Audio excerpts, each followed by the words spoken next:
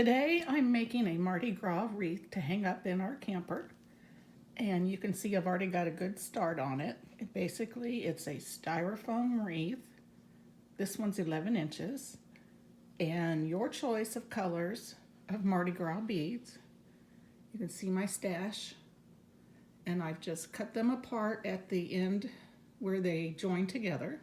There's usually two beads that are glued together. And I cut those off.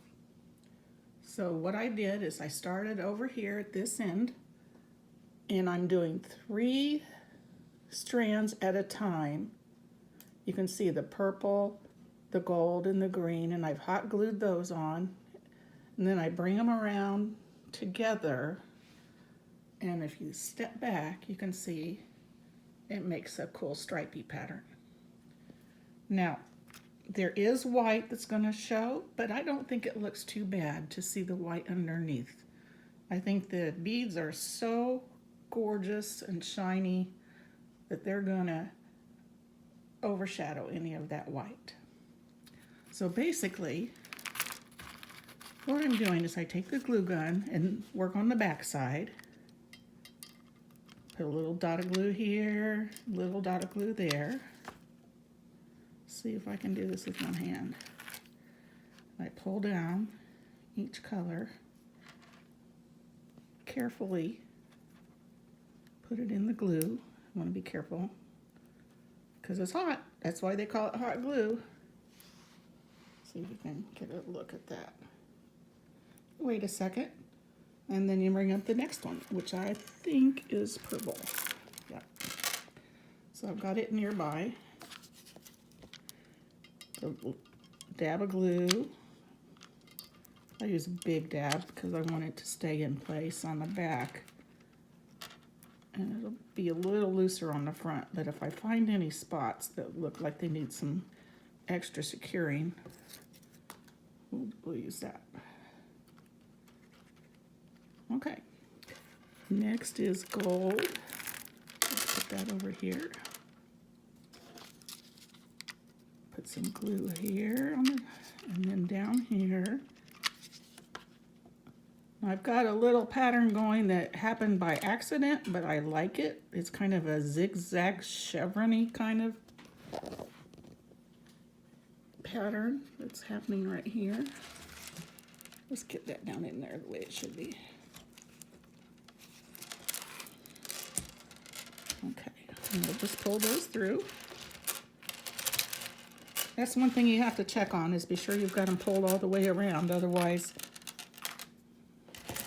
you'll have to yank it off and try again, which is doable. So let's pull that back down there so they're a little closer together. They look better when they're close. Now you can also do this with a variety of colors and sizes and shapes. You don't have to be this neat, which actually I'm not very neat. You can see I've got some glue I'm going to have to pull off. But the choice is yours. And soon I'll have this all done. I'm even going to have to use some of the faceted beads because I've run out of the round ones that are this size. That's another thing. These beads are relatively small in size. The bigger ones that I have would fit a bigger wreath nicely, but they're going to show more space in between. And I'm doing this with the strand lift as a strand. I didn't want to cut up the little beads because that would just be, I don't know, it'd take a year to do. So we got to get this done in a reasonable amount of time.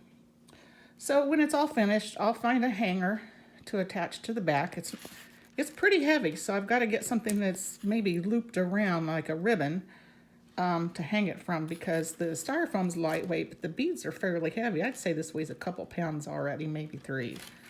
And I think that's it. I'll keep you updated and show you when I've got it all finished. When we get the camper done. And when I have it hanging up in place. So there's my mini glue gun. That's all it takes.